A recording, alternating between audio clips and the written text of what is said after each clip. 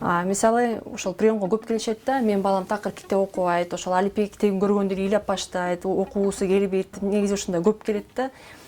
Анан айта кетмекчимин, кичинекей балдар мисалы мындай оюн катары сунуштаса болот да ата энеси.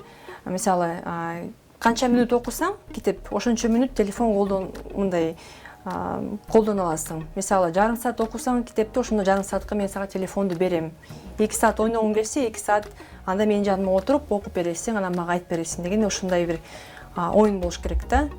Такыр окубаса, анда сен телефондагы окубаса мен сага эмне үчүн берем деп балдар деле түшүнөт да негизи. Ошондо китеп окуган, андан кийин телефон көргөн бул деле мындай норма эле негизи. Ал мындай көрүнүш кайра эле соодалашууга айланып калбайбы? Мисалы үчүн сен оку, мен сага телефон берем дегенде кийин бала кайра өзүнүн эсебине колдонуп баштасачы?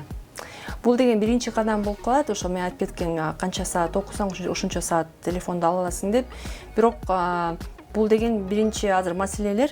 Телефон менен балдар көп ойношот, бирок такыр китеп окубай калышканда, ошол китепти окуп баштаганда эле андан кийин алар деген мисалы түшүнөт, китеп деле кызыктуу нерсе, башка китептерди окуп башташат.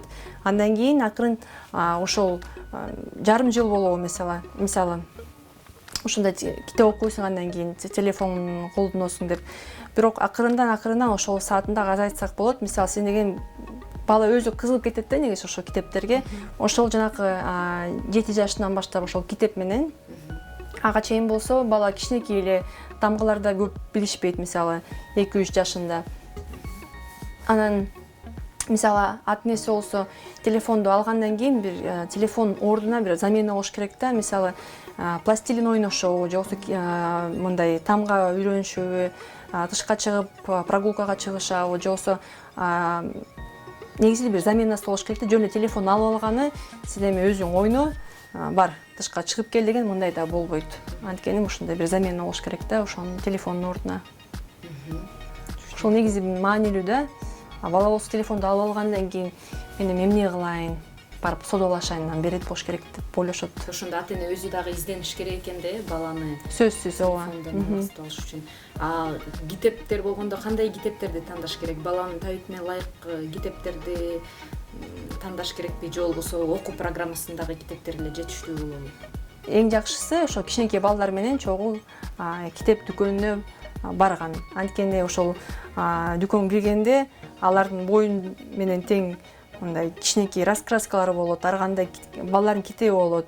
Балдар дагы өздөрү барып, сиз өзүңүз үчүн китеп тандасаңыз болот. Балдарыңыз болсо сага эмне жагат, өздөрү дагы өзүнө жаккан китебин алгандан кийин дайыма ушундай традиция катары бир айда бир барсаңыз болот да. Мен азыр пластилин тандадым, же болбосо кичинекей жанакы жомоктор тандадым, ошону окуйм. Бала деген өзү тандаш керек. Анткени бул мага апам мени кийгизип атат, апам мага каалаган тамак берет, өзү дагы мындай апам алып берген китепти окубайм, бир аз протест болуп калышы мүмкүн да. Ошол үчүн өздөрү каалаган китептерди дагы тандоого мүмкүнчүлүк шарт түзүп бериш керек экен да.